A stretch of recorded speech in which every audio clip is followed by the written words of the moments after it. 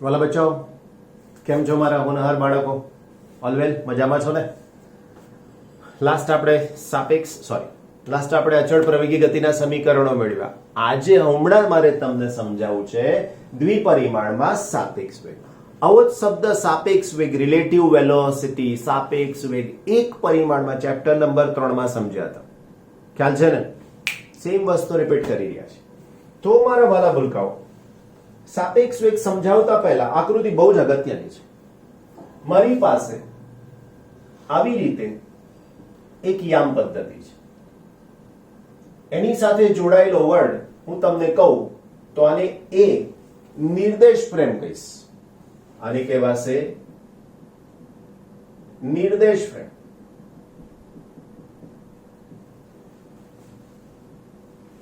નિર્દેશ ફ્રેમ એ. એના જેવી જ બીજી નિર્દેશ ફ્રેમ લઈશ અહીંયા. તો આ થઈ ગઈ બીજી નિર્દેશ ફ્રેમ. એના ઉગમ બિંદુને o' નામ આપીશ, આને x' કહીશ અને આને y' કહીશ. ત્રીજી વાત કહું, આને બી નિર્દેશ ફ્રેમ કીધી હો, તો આને લખીશ નિર્દેશ ફ્રેમ બી. ત્રીજી વાત કરીશ હવે હું કણ p ની. તો અહીંયા p છે એ કણ છે. અહીંયા લખતો જાઉં છું, સમજાવતો જાઉં છું. લખવાનું ખરેખર આટલું જ છે કે આકૃતિમાં નિર્દેશ ફ્રેમ એ, નિર્દેશ ફ્રેમ બી અને કણ p ને દર્શાવેલા છે. તેમના સ્થાન સદિશો અનુક્રમે એકબીજાની સાપેક્ષે. આજે દોરીશ એને હું લખીશ સદિશ r, નિર્દેશ ફ્રેમ બી નો સ્થાન સદિશ નિર્દેશ ફ્રેમ એ ની સાપેક્ષે. આ જે તીર અડકે ને એનો સ્થાન સદિશ કહેવાય. જ્યાંથી શરૂ થયો ને એની સાપેક્ષે કહેવાય. તો અહીંયા લખી શકું સદિશ r b a is equal to નિર્દેશ ફ્રેમ એ ની સાપેક્ષે. શરૂ અહીંથી થયું છે. નિર્દેશ ફ્રેમ બી નો સ્થાન સદિશ. કરેક્ટ? એવી જ રીતે હું આને અહીંથી આમ જોડી દઈશ સદિશ r. હવે એને હું નામ આપીશ, કોનો છે સ્થાન સદિશ p નો. કોની સાપેક્ષે? b ની સાપેક્ષે. તો rp.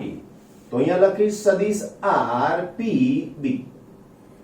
p એ કણ છે, તો અહીંયા લખીશ કણ p. ઓકે, નિર્દેશ ફ્રેમ b ની સાપેક્ષે આપણે આવું લખીએ. નિર્દેશ ફ્રેમ b ની સાપેક્ષે કણ p નો સ્થાન સદિશ. એની જેમ સદિશ r અને રાને જોડી દઉં તો આ મને મળશે આ પ્રમાણે, જેને હું નામ આપીશ સદિશ r. કોને જોડ્યો? o ને. કોની સાથે? p ની સાથે. તો હું નામ આપી શકીશ r. p નો સ્થાન સદિશ છે ને એની સાપેક્ષે, એટલે rp એ લખીશું ઇઝ ઇક્વલ ટુ નિર્દેશ ફ્રેમ એની સાપેક્ષે કણ p નો સ્થાન સદિશ. જ્યાંથી શરૂ થાય એની સાપેક્ષે જ્યાં પહોંચે એનો સ્થાન સદિશ. સદિશના સરવાળાની ત્રિકોણની રીત મેં વાપરી લીધી, તમને ખબર પણ પડી ગઈ. આ પહેલો સદિશ, એનું ટેલ, એનું હેડ. પહેલા સદિશના હેડ પર મારે બીજા સદિશને મૂકવાનો. કરેક્ટ? પહેલા સદિશનું ટેલ બીજા સદિશના હેડને હું જોડી દઉં તો મને પરિણામી સદિશ મળી જાય. માટે મારાથી લખી શકાય સદિશના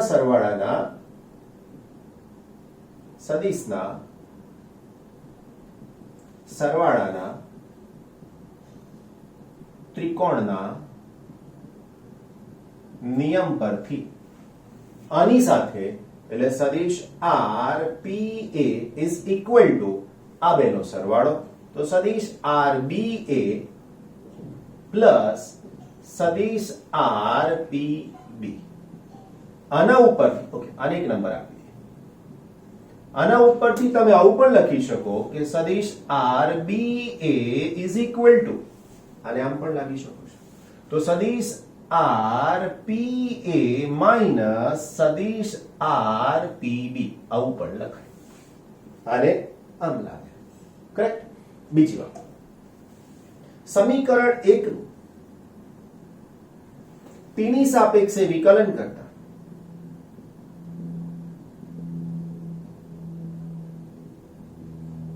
તમને ખબર છે કે સ્થાનાંતરનું સમયની સાપેક્ષે વિકલન થાય તો વેગ મળે. બસ આપણે એ જ જોઈએ છે. તો હું અહીંયા વિકલન કરીશ d/dt ઓફ સદિશ r p a આવું થાય is equal to d/dt of સદિશ r b a plus d/dt of સદિશ r p b આવું થઈ છે. કરેક્ટ. હવે હું આમાં સ્થાનાંતરનું સમયની સાપેક્ષે વિકલન તો એને હું વેગ કહી દઉં તો આની સાથે જે જોડાય એ આવું થઈ જશે vpa is equal to vba plus સદિશ v pb. હું આની જેમ આને લખવા જાઉં તો આને સૂત્રનો કરતા બનાવું તો સદિશ vba is equal to આને આમ લાવીશ તો સદિશ vpa માઇનસ સદિશ v pb. ચેપ્ટર નંબર 3 માં તમે શીખ્યા છો મારા વાલા ભૂલકાઓ કે જો હું આ પદ બદલી નાખું આમ તો નિશાની ઉલટાઈ જાય. કેમ? જો હું સ્થિર છું ને તમે ગતિમાં છો તો તમે મને ઓબ્ઝર્વ કરશો તો હું સ્થિર લાગીશ, પણ જો હું તમને ઓબ્ઝર્વ કરીશ તો તમે ગતિમાન અવસ્થામાં લાગશો. એકને સ્થિર લાગે છે, એકને ગતિમાન લાગે એટલે ઊંધું થાય છે. તો આવા સંજોગોની અંદર તમે આ જ સૂત્રને આવી રીતે પણ લખી શકો. સદિશ v જો મેં શું લખ્યું ap તો મારે લખવું પડે માઇનસ. આ માઇનસ તો છે જ. હું લખું સદિશ v pb તો અહીંયા લખીશ માઇનસ b. આ માઇનસ અને આ માઇનસ પ્લસ થઈ જાય તો હું આવું લખી શકું કે સદિશ v માઇનસ ap પ્લસ સદિશ v bp. હવે હું આ પદ પહેલું લખું ને આ પદ પછી લખું તો આવું લખાય સદિશ v ba is equal to સદિશ v bp માઇનસ સદિશ v ap. આ p ને હું કાઢી નાખું છું. p એટલે ધારો કે જમીન છે તો જમીનની સાપેક્ષે b નો વેગ, જમીનની સાપેક્ષે એનો વેગ, જમીન સ્થિર જ છે તો એને હું કાઢી નાખું છું. તો હવે આ સૂત્ર થઈ ગયું સદિશ v ba is equal to સદિશ vb minus va. આવું પણ તમે લખી શકો છો જે ઓલરેડી આપણે સાબિત કરી ચૂક્યા છીએ. કરેક્ટ. Very nice. આની સાથે જ બીજી નાની સરખી બીજી માહિતી મારે તમને આપવી છે. કઈ માહિતી? તો આપણે ભૂતકાળમાં શીખ્યા છે એ પ્રમાણે ધારો કે a અને b ના જમીનની સાપેક્ષે વેગ va અને vb હોય તો શું થાય? તો આના માટે તમે લખી શકો છો કે vba. જો તમે આવું લખો તો આ સૂત્ર મળે સદિશ vb માઇનસ સદિશ va તથા vab લખો મારા વાલા બચ્ચાઓ તો અહીંયા લખી શકું va માઇનસ vb. આવું પણ થાય. ક્લિયર થાય છે? સમજાય છે? તો આગળ જ વધવાનું છે બિલકુલ સરસ રીતે. ક્લિયર? હવે હું આ જ સૂત્રને બીજી કોઈ જનરલ રીતે લખવા માંગુ તો બીજી એક વાત કહું. આમાંથી હું માઇનસ નિશાની બહાર લઉં છું, ધ્યાન રાખજો. માઇનસ તો આવું લખાય minus va plus vb is equal two minus vb minus va. આ જોઈ લો અને આ સરખા દેખાય છે. તો આના ઉપરથી એક વસ્તુ સાબિત થઈ કે vba is equal to minus vab. મતલબ શું થયો? બંને વેગના મૂલ્યો સમાન છે પણ એની દિશા વિરુદ્ધ છે. એટલે a ની સાપેક્ષે b નો વેગ બરાબર b ની સાપેક્ષે a નો વેગ મૂલ્ય સમાન અને દિશા ખાલી વિરુદ્ધ છે. બસ બીજું કશું છે? મારા વાલાઓ જો હું આને માનાંકમાં લખું તો vba is equal to માનાંકમાં vab આવું થાય. બસ that is it. આ જ વસ્તુ હું કોઈક બીજાની સાથે લખવા માંગુ કે vpq તો આવું લખાય VP minus VQ. Correct? VP minus VQ. પણ આજ મારે પ્લસમાં લખવું છે, ધ્યાન રાખજો બરાબર. VPQ is equal to VPX plus VXQ. તમે કહેશો સર તમે સરવાળો કર્યો. હા, સરવાળો કર્યો. હવે મારે આની જેમ આને મેળવવું છે, અથવા અહીંયા જે મેળવ્યું છે એ વસ્તુ અહીંયા મેળવવી છે. તમે ધ્યાન રાખજો, મેં તમને સમજાવ્યું હતું, જમીનની સાપેક્ષે છે, કાઢી નાખ્યું. હાલમાં x એ પણ જમીનની સાપેક્ષે, તો હું આ સૂત્રને આવું લખું તો ચાલે, VPQ સદિશ બરાબર VPX માઇનસ, આને ઉલટાઈ દઉં છું, VQX. થઈ જાય? x ને કાઢી નાખો તો પાછું આવું થઈ ગયું. માટે VPQ is equal to VP minus સદિશ VQ. That is it. ખ્યાલ આવી ગયો ને? બહુ સરસ. છેલ્લી વાત સાપેક્ષ વેગની. શું કહેવા માંગુ છું? ધ્યાન રાખજો, બહુ જ ઇમ્પોર્ટન્ટ, MCQ માટે બહુ જ અગત્યનો. સાપેક્ષ વેગના સૂત્રો ક્યારે લાગુ પાડી શકાય? સાપેક્ષ વેગના સૂત્ર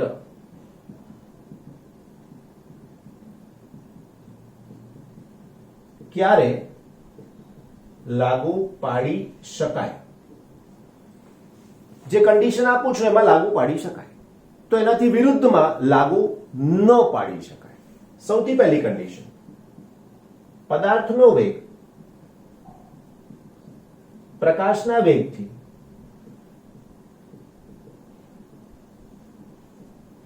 ઓછો જ અથવા તો ઘણો જ ઓછો હોવો જોઈએ.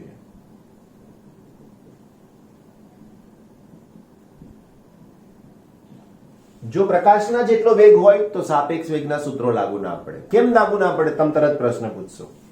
વાલાઓ, પ્રકાશ જ પ્રકાશના વેગથી ગતિ કરે છે, તો એમાં તમે ડીલે ક્યાંથી માપશો? ના જ માપી શકાય. નેક્સ્ટ, નંબર 2, પદાર્થ ચાક ગતિ ન કરતો હોવો જોઈએ, અથવા એની નિર્દેશ ફ્રેમ ચાક ગતિ ન હોવી જોઈએ. અને ત્રીજું, પદાર્થના વેગ, જુદા જુદા પદાર્થ છે A અને B, એટલા માટે કહું છું, પદાર્થના વેગ એક જ સમય અંતરાલમાં માપવા જરૂરી છે. આ બધી કન્ડિશનનું પાલન થાય તો અને તો જ સાપેક્ષ વેગના સૂત્રો લાગુ પાડી શકાય, અન્યથા ના લાગુ પાડી શકાય. તો આ થયું સાપેક્ષ વેગની સાથે સંકળાયેલી બાબતો. આ બધા સૂત્રોની અંદર બંને પદાર્થો એક જ દિશામાં ગતિ કરતા હોય એવો કેસ આપણે લીધો છે. જો બે પદાર્થ પરસ્પર વિરુદ્ધ દિશામાં ગતિ કરતા હોય તો એવા કિસ્સાની અંદર અહીંયા પણ પ્લસ, અહીંયા પણ પ્લસ, અહીંયા પણ પ્લસ, બધે જ પ્લસ આવે, કારણ કે વિરુદ્ધ દિશા છે. સમજાય છે? આના વેગની દિશા પ્લસ લીધી તો મારે આને માઇનસ જ લેવું પડે, તો જ આ વસ્તુ માઇનસ લઉં તો જ આ પ્લસ થયું. ક્લિયર થાય છે ને? બસ તો પછી વાલા બચ્ચાઓ, પ્રક્ષિપ્ત ગતિ. નેક્સ્ટ, એવું સમજી લેજો કે આ થિયરી તમારા માટે એકદમ ઇમ્પોર્ટન્ટ છે. એવું કહી શકીશું બિલકુલ કોન્ફિડન્સથી, આટલા વર્ષોના એક્સપિરિયન્સથી, કે આની સાથે જોડાયેલો મિનિમમ એક પ્રશ્ન તમને JEE અને નીટમાં મળશે. મિનિમમ. કારણ કે આની સાથે બધી બહુ વસ્તુઓ જોડાય છે. ચુંબકત્વમાં પ્રક્ષિપ્ત ગતિ આવે, વિદ્યુતમાં આ બધા બહુ આવશે, પણ હશે ને હશે છે. કોઈ એક રીતે આ પ્રશ્ન અંદર હોવાનો છે. બહુ જ ધ્યાનથી, બહુ જ શાંતિથી મારી સાથે બન્યા રહેજો, અને એનાથી નિચોડ જે મળે છે એટલે કમસે કમ 2 થી 3 વખત તમારે આ થિયરી મોડે લખવાની કોશિશ કરવી જોઈશે.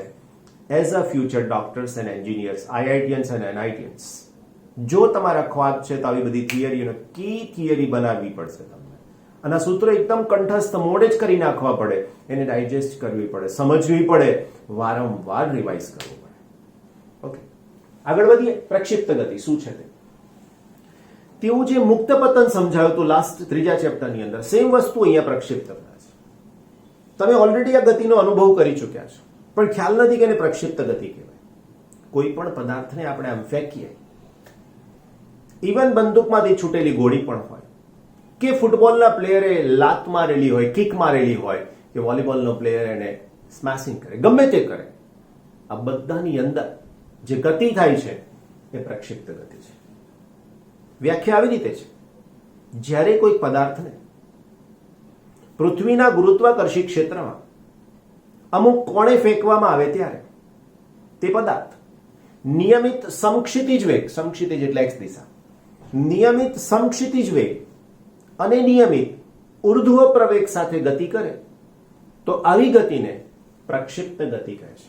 બે વર્ડ, નિયમિત નો મતલબ શું થાય? બે વખત આવ્યો વર્ડ નિયમિત, ચોક્કસ, અચળ, ન બદલાય એવું. તો અહીંયાથી તમને બીજા બે એમસીક્યુ મળી ગયા કે પ્રક્ષિપ્ત ગતિની અંદર સમક્ષિતિજ એટલે એક્સ દિશાનો વેગ ક્યારેય બદલાતો નથી. તમે પથ્થરને આમ ફેંક્યો તો અહીંથી આમ થઈને આમ આવ્યો ને, એમાં એક્સ દિશાનો વેગ નથી બદલાતો, જે બદલાય છે વાય દિશાનો વેગ બદલાય છે. એટલે તો એ અમુક ઊંચાઈએ જઈને પછી પાછો આવે છે. એક્સ દિશામાં એની પાસે પ્રવેગ જ નથી, જે પ્રવેગ છે ને વાય દિશામાં છે, એટલે તો ઊંચે જઈને પાછો આવે છે. જો વાય દિશામાં પ્રવેગ જ ના હોત તો ફેંક્યા બાદ ફેંક્યા ગયા, પાછા જ નહીં આવે.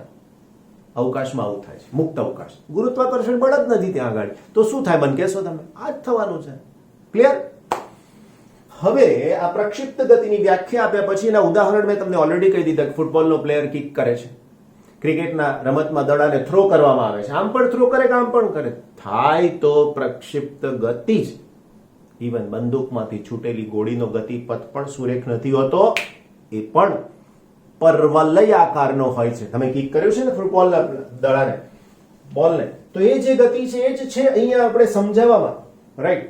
તો સૌથી પહેલા હું અહીંયા આકૃતિ દ્વારા તમને થોડુંક સમજાવવાની કોશિશ કરીશ. આ ઉગમ બિંદુ મારી પાસે, આ એક્સ દિશા, આ વાય દિશા.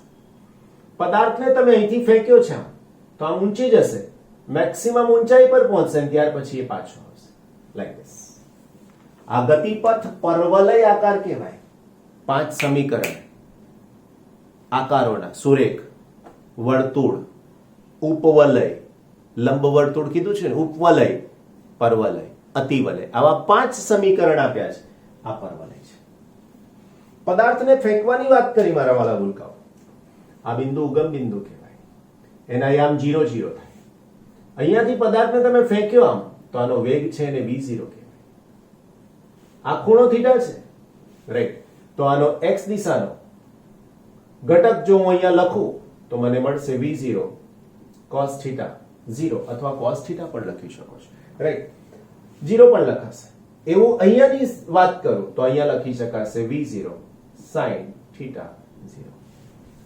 થીટા 0 લખવાનું કારણ શું? તો કે અહીંયા ઘડી પ્રારંભિક છે માટે. આ ખૂણાની આ પાસેની બાજુ થઈ એટલે એને cos ઘટક કહેવાય.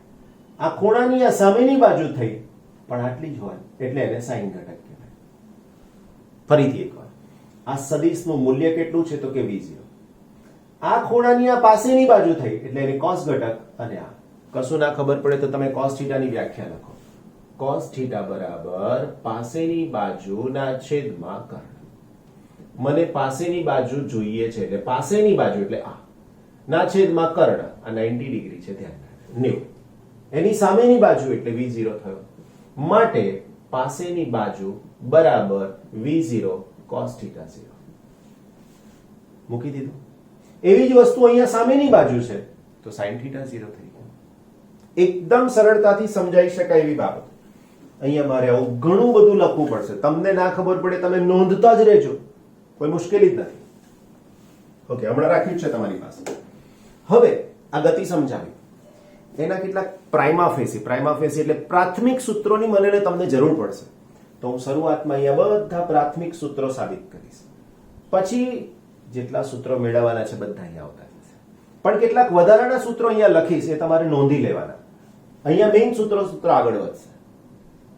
હવે જે ગતિ સમજાવવા માંગીએ છે તે એમાં 3 ઘટકો મને જરૂર છે.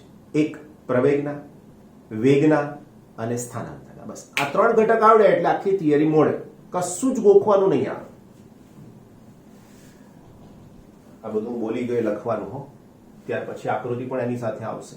હવે પહેલું આવશે પ્રવેગના ઘટકો. હવે આનો જે પ્રવેગ છે એ માત્ર y દિશામાં છે એવું કીધું. તો જો y દિશામાં પ્રવેગ છે તો મારે આની સાથે શું કરવું જોઈએ? તો કે આની સાથે મારે પ્રવેગ સદિશ a બરાબર માઈનસ g જે આવું છે. એનો મતલબ કે y દિશામાં છે ને એ પણ અધો દિશામાં છે. એનો મતલબ અહીં ax is equal to 0 જેટલા જેટલા અગત્યના આવશે બોક્સમાં આવશે તથા ay is equal to minus g. નોંધતા જ જવું પડશે, છૂટકો જ નથી. બરાબર છે. બીજું, પ્રારંભિક વેગના ઘટકો તો ઓલરેડી બતાવી દીધા છે, કરેક્ટ? તો હું અહીંયા લખું પ્રારંભિક વેગના ઘટકો, પ્રારંભિક વેગના ઘટકો v0. તો અહીંયા લખું v0x, તો લખી શકીશ v0 cos theta 0, right? v0 cos theta 0. એના પછી v0y is equal to v0 sin theta 0. આ થઈ ગયા પ્રારંભિક વેગના ઘટકો. ક્લિયર થાય છે સમીકરણો? ઓકે. આના માટે કોઈ એક્સ્ટ્રા સૂત્રની જરૂર નથી. હવે એક્સ્ટ્રા સૂત્રની મને ને તમને જરૂરિયાત રહેશે. કયા સૂત્રની જરૂરિયાત રહેશે એ પણ ચર્ચા કરતા જઈએ, બાજુમાં નોંધતા જઈશું અહીંયા અને એનો ઉપયોગ અહીંયા કરતા જઈશું. શક્ય હશે તો અહીંયા જ લખીશ, તમને તકલીફ ના પડે, રાઈટ?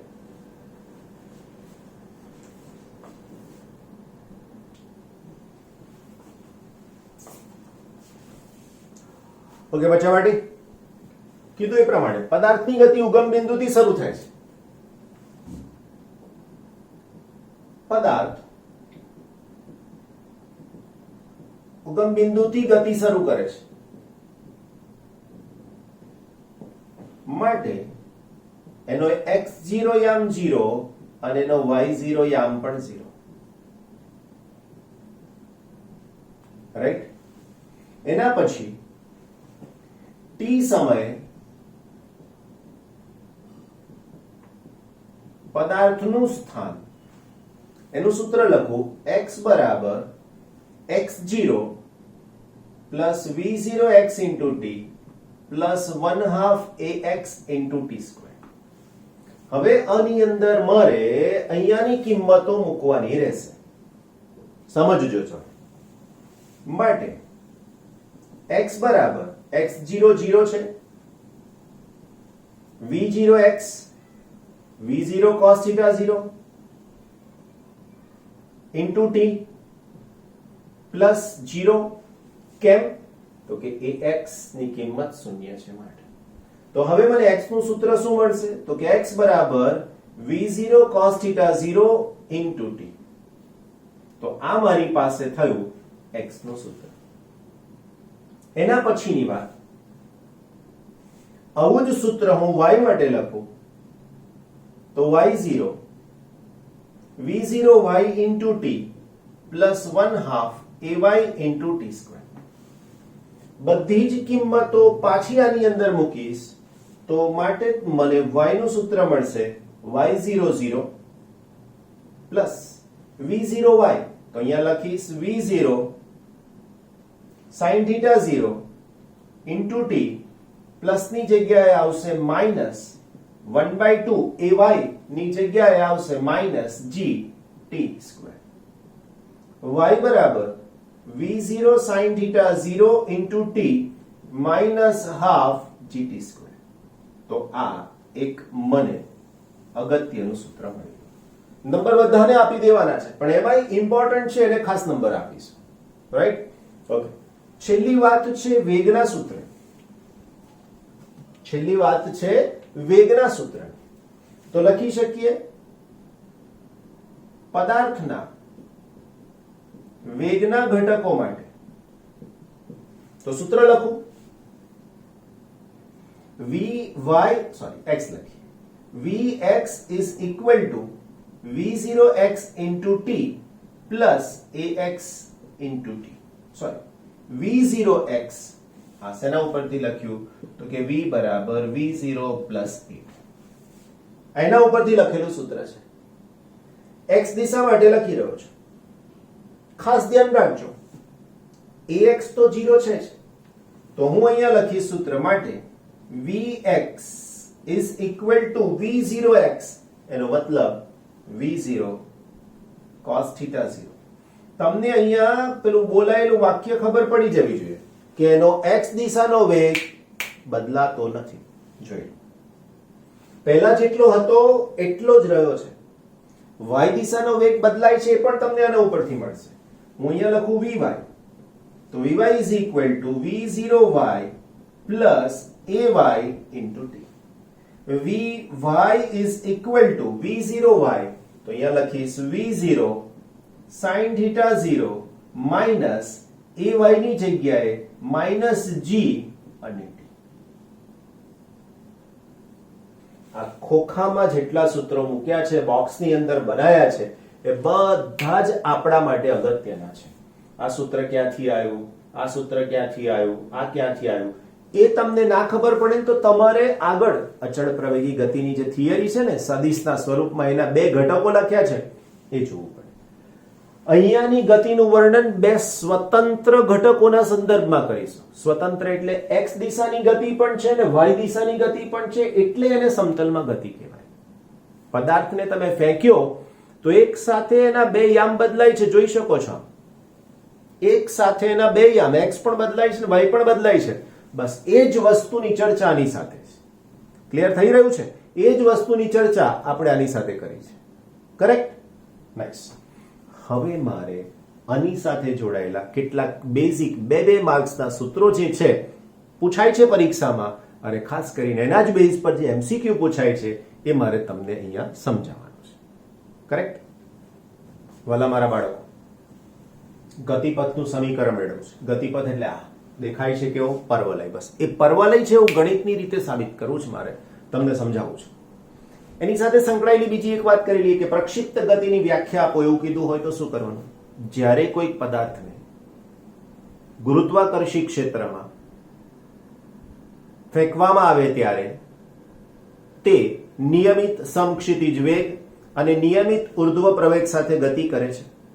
આવા પદાર્થને પ્રક્ષિપ્ત પદાર્થ અને પદાર્થની આવી ગતિને પ્રક્ષિપ્ત ગતિ કહે છે. બસ આ બે વસ્તુ આપણી પાસે છે. ક્લિયર? હવે એને આની સાથે મેચ કરીને આગળ સમજાવવાની કોશિશ કરી રહ્યા છે. ધ્યાન રાખજો, બિલકુલ સમજાય એવું જ છે. આ અહીંયાનો વેગ બતાવ્યો. હવે હું અહીંયા જો વેગ બતાવું, આ વેગને મારે કેવું હોય તો vx અથવા તો v0x કહી દો, v0x i. આને કેવું હોય તો v0y g. અહીંયા મારે વેગ બતાવો છે, તો આ વેગ હવે v0 નહીં રહે, અહીંયાનો વેગ થઈ જશે v. ધ્યાન રાખજો બરાબર. એના બે ઘટક, એક આ દિશાનો ઘટક અને એક આ દિશાનો. આ ઘટક x દિશાનો છે, સ્પષ્ટ સાબિત કરીને કીધું કે x દિશાનો ઘટક બદલાશે જ નહીં. તો અહીંયા હું લખીશ v0x i. y દિશાનો ઘટક બદલાશે, એનો મતલબ શું થશે? તો કે હું અહીંયા લખીશ v. આ y દિશાનો ઘટક બદલાયો. કરેક્ટ? એના પછી આ ઊંચાઈ આપણી પાસે મેક્સિમમ હાઈટ થઈ જશે. આ ઊંચાઈ આપણી પાસે મેક્સિમમ હાઈટ થઈ જશે, અને મેક્સિમમ હાઈટ પાસે એનો y દિશાનો ઘટક ના હોય, એનો મતલબ અહીંયા મારી પાસે આ જે v લખ્યો છે ને v y જ છે, y દિશાનો જ ઘટક છે એટલે vy. અહીંયા મારી પાસે માત્ર x દિશાનો વેગ હશે અને હું કહીશ v0x અને i. અહીંયા જો મને લખવું હોય તો vy is equal to 0. મારાથી v0 પણ ના લખાય. કેમ? કારણ કે સતત બદલાયા કરે છે. અહીંયા મેક્સિમમ હતો, જેમ જેમ એ ઊંચે ગયો તેમ તેમ તેનો વેગ ઘટતો ગયો. ફરીથી એક વાત, પદાર્થ જેમ જેમ ઊંચાઈ પર જાય તેમ તેમ તેનો y દિશાનો વેગ ઘટતો જશે. રાઈટ? x દિશાનો વેગ બદલાશે જ નહીં. ઓકે, નાઉ નેક્સ્ટ. મારી પાસે અહીંયાની પરિસ્થિતિની જો હું વાત કરું તો ત્યાં મારે સ્પર્શક દોરવાનો. સ્પર્શક દોરીશ એટલે આવી રીતે મને મળશે. આ વેગ મને v કહેવાશે. ધ્યાન રાખજો, હવે હજુ મારી પાસે આ x દિશાનો વેગ તો v0x જ થાય અને એને i કેરેટ જ કહેવાય. આ ફરીથી પાછો જેટલો અહીંયા વેગ હશે ઉર્ધ્વમાં એટલો જ વેગ અહીંયા અધોમાં હશે, તો હું આને કહી શકીશ v y j caret.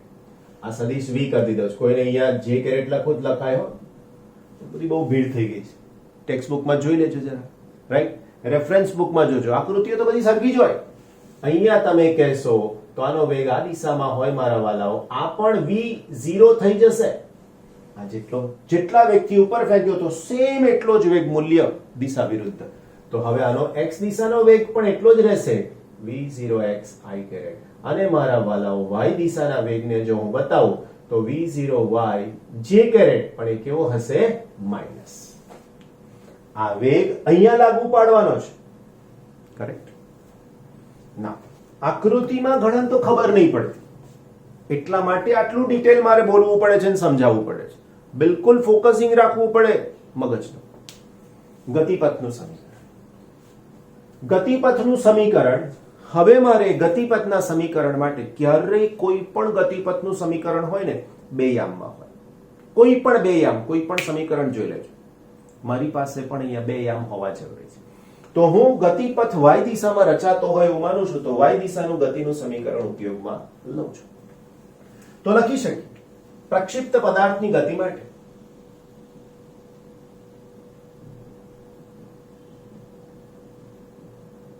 y is equal to, આ સૂત્રને લખો, v0 sin theta 0 into t, v0 sin theta 0 into t minus 1/2 gt square.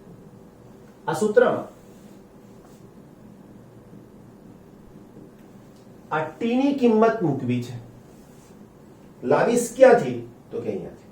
કેમ? તો કે મને x યામ જોઈએ છે. મેં તમને કીધું એ પ્રમાણે બે યામની આવશ્યકતા, રાઈટ?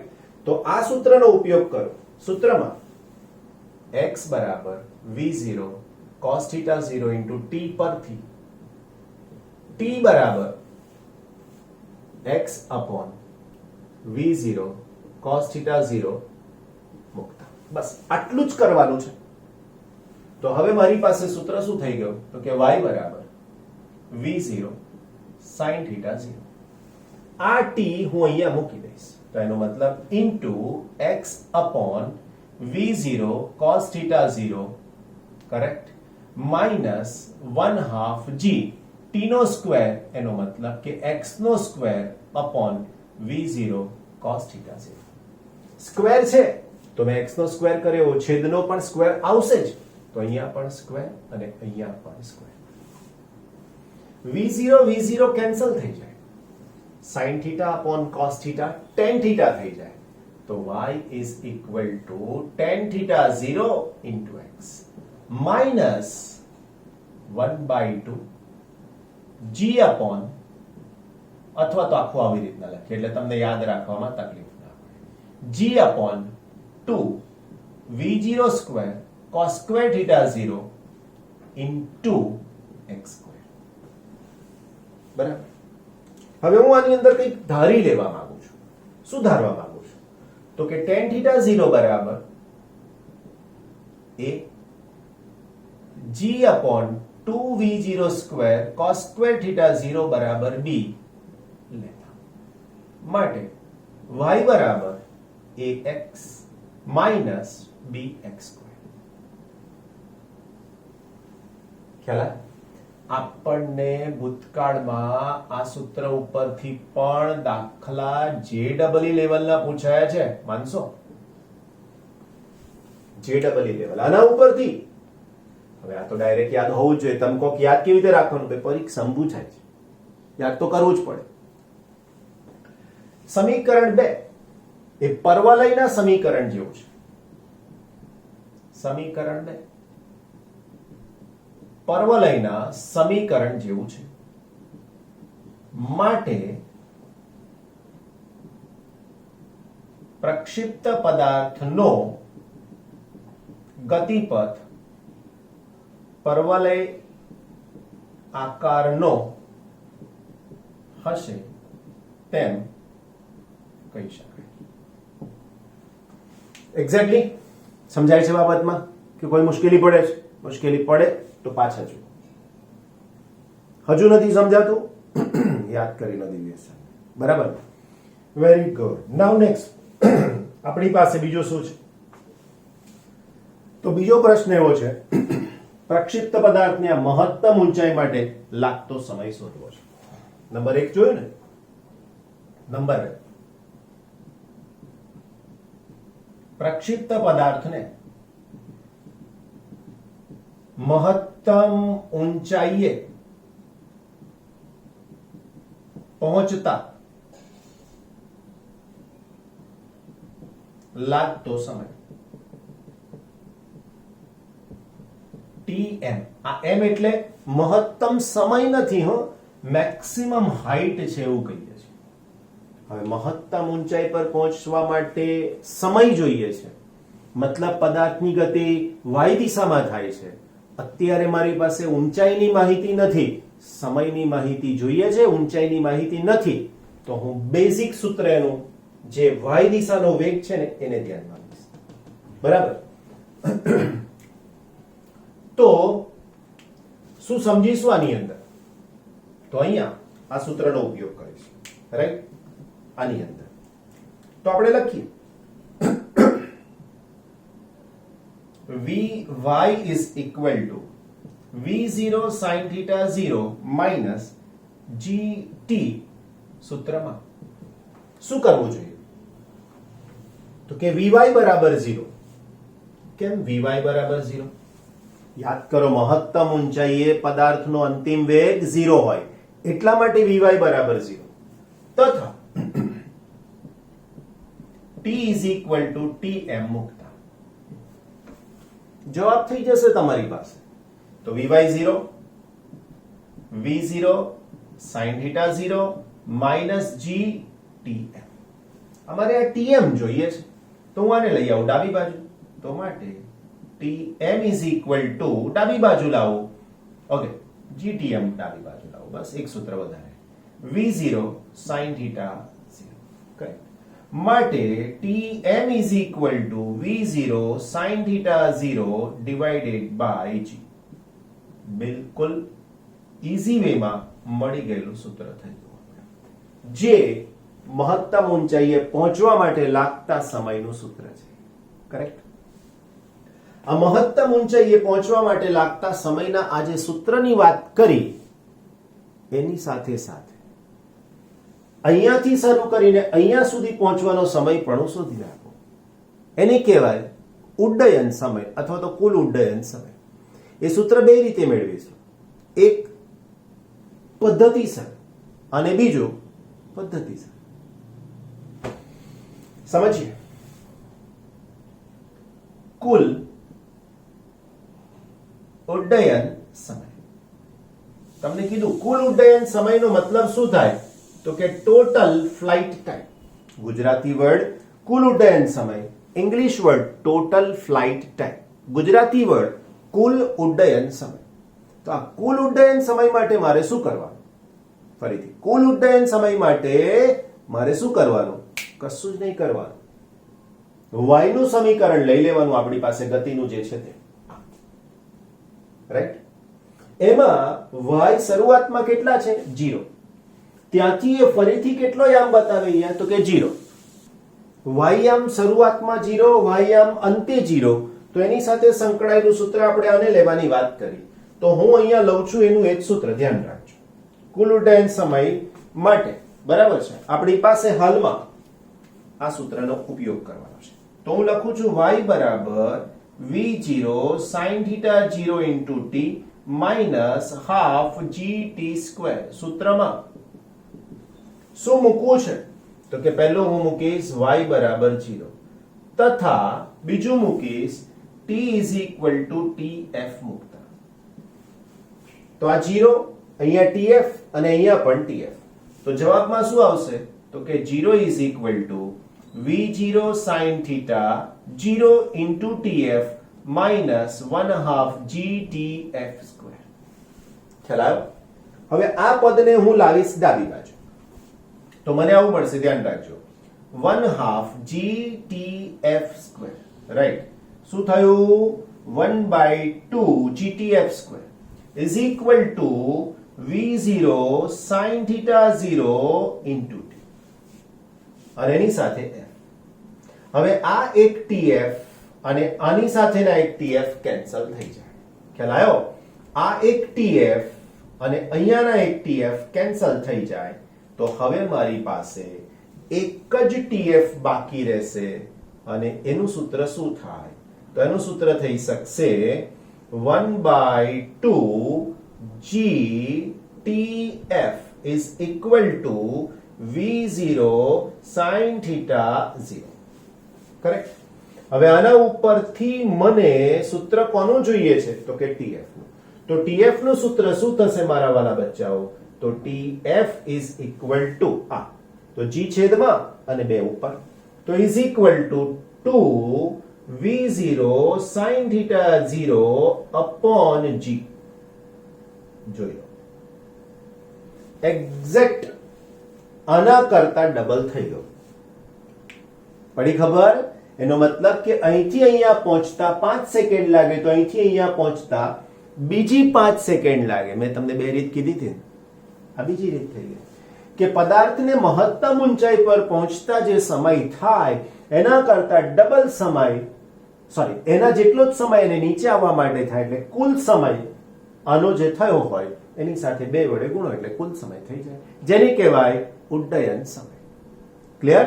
હવે બીજી બે વસ્તુ મેળવવાની બાકી છે. આપણે હવે બીજી બે વસ્તુ અહીંયાની આટલી જગ્યામાં પૂરી કરવાની કોશિશ કરીએ. આપણે શું છે બીજી બે વસ્તુ જે મેળવવાની છે એની અંદર? રાઈટ, તો એમાં છે નંબર 3 સુધી આપણે મેળવ્યા. આ 2, આ નંબર 3 હતો. કરેક્ટ? નંબર 4 ની અંદર શું જોઈએ છે આપણે વાલા બાળકો? તો 4 નંબરમાં મારે જોઈએ છીએ મહત્તમ ઊંચાઈ. મહત્તમ ઊંચાઈને કહીશ h. રાઈટ? વાલા બાળકો, મહત્તમ ઊંચાઈ કઈ દિશામાં હોય? તમે કહેશો સર આવો ક્યાં પ્રશ્ન પૂછો છો અમને? y દિશામાં હોય. બસ એ જ જવાબ મારે જોઈએ છે. મહત્તમ ઊંચાઈ હોય y દિશામાં. તો હું એ જ સૂત્રનો ઉપયોગ કરીશ અહીંયાથી. y is equal to V0 sin theta 0 into t minus half gt square સૂત્રમાં y બરાબર hm. hm નો મતલબ મેક્સિમમ હાઈટ તથા t is equal to tf is equal to 2, ધ્યાન રાખજો 2 v0, સોરી 2 નહીં લખ્યા, tf is equal to અહીંયા હું લખીશ tm, કારણ કે મેક્સિમમ હાઈટ પર પહોંચતા અહીંથી અહીંયાની હાઈટ મેક્સિમમ હાઈટ, તો અહીંથી અહીંયા પહોંચતા લાગતો સમય આટલો થાય.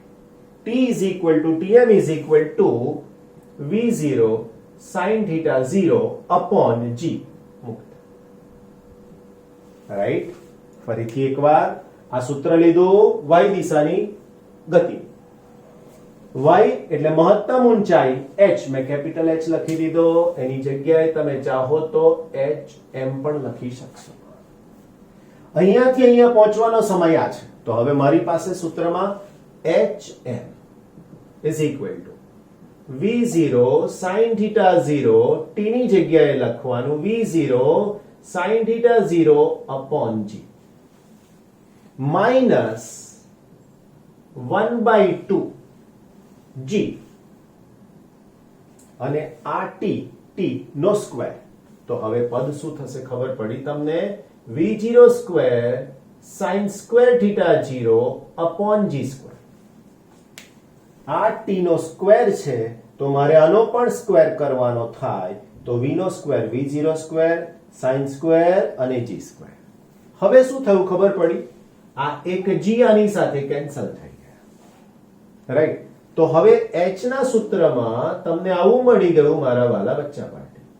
hm is equal to v0 અહીંયા ને v0 અહીંયા, તો આનો જવાબ થશે v0 square sin theta 0 sin theta 0, તો અહીંયા થઈ શકશે sin theta 0 square upon g minus આની સાથેની જો હું વાત કરું v0 square sin square theta 0 upon 2g. અત્યારે તમે 4g ના જમાનામાં છો, આ 2g છે, પણ થિયરી તો એની જ રહેશે. આ આખું પદ સેમ જ અહીંયા છે. આ બંનેની બાદબાકી કરવી હોય તો તમારી પાસે HN ઇઝ ઇક્વલ ટુ સૂત્ર લખું છું, ધ્યાન રાખજો, બહુ જ જગ્યા ઓછી પડે. HN is equal two V0 square sine square theta 0 upon G 1 minus આખું પદ કોમન થઈ ગયું 1 માઇનસ 1/2. હવે આ તો ખબર પડે ને 1 માઇનસ 1/2 એકમાંથી અડધો બાદ કરો શું રોકો તો મને 1/2 રહે. તો હવે મને h નું સૂત્ર મળી ગયું આના ઉપરથી કે HM is equal two V0 square sine square theta 0 upon 2G. Correct? કોઈ જ મુશ્કેલી નહીં પડે. राइट? तो आ 3 नंबर, इधर 4 नंबर और ये 5 नंबर. करेक्ट? छेल्ली बात बिल्कुल लास्ट बात. राइट? શું છે આ લાસ્ટ વાત? નંબર 5 અવધિનું સૂત્ર જોઈએ છે. ઇંગ્લિશમાં એને રેન્જ કહીએ છીએ. અવધિ, રેન્જ. आप जिस नंबर पे डायल कर रहे हो वो कवरेज क्षेत्र से बाहर है. मतलब મોબાઈલમાં પણ તરંગો છે, એ તરંગો ઉપર જાય પછી પાછા આવે. હવે જ્યાં સેટેલાઇટના એ તરંગો ના પહોંચતા હોય ને કવરેજની બહાર કહેવાય, રેન્જ બોલીએ છે શબ્દ. તો અવધિ, પદાર્થને તમે y બરાબર 0 થી ફેંક્યો, ફરીથી y બરાબર 0 પાસે ગયો તો આ દિશામાં કાપેલું અંતર એને અવધિ કહેવાય. ક્રિકેટની રમતમાં બાઉન્ડ્રી પરથી થ્રો કર્યો, છેક વિકેટ કીપર પાસે પહોંચે છે તો એ અવધિ કહેવાય. તો પદાર્થ x દિશામાં કાપેલા મહત્તમ અંતરને અવધિ કહેવાય. x દિશાનું અંતરનું સૂત્ર આ છે, તો ત્યાં એનો ઉપયોગ કરીશું.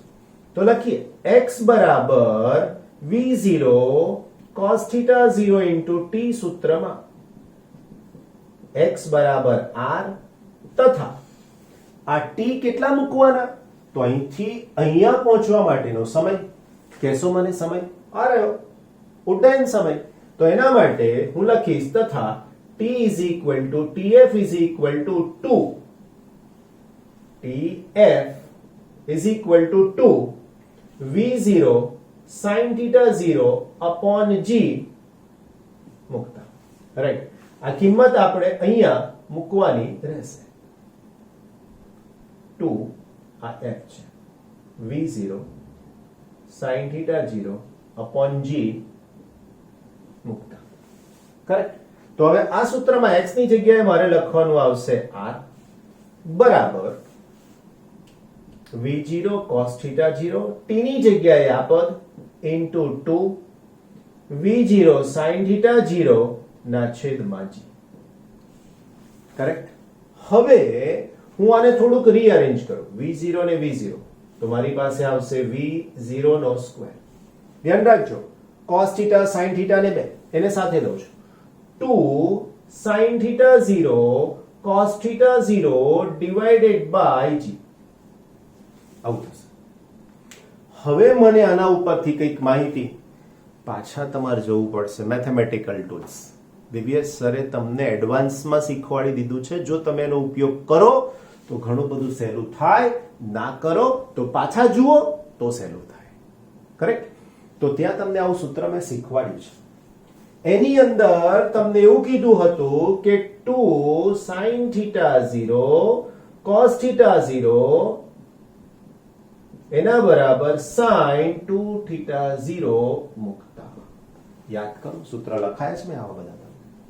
તો હવે મારી પાસે સૂત્ર થઈ ગયું અવધિનું, તો લખી શકાય માટે r is equal to v0 square sin 2θ 0 divided by g.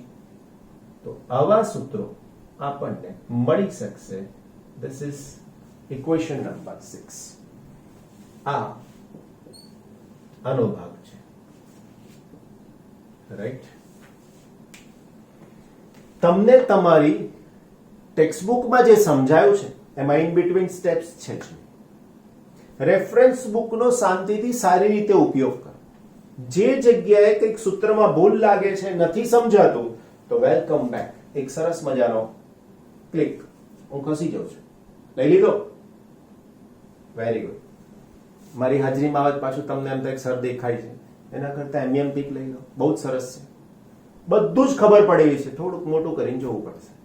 બરાબર ને? ઇમેજ લીધું છે એટલે મોટું થઈ જશે. કરેક્ટ? સો આ બોક્સમાં મૂકેલા બધા જ સૂત્રો આઈ હોપ કે મોઢે કરી લેશો. બરાબર ને?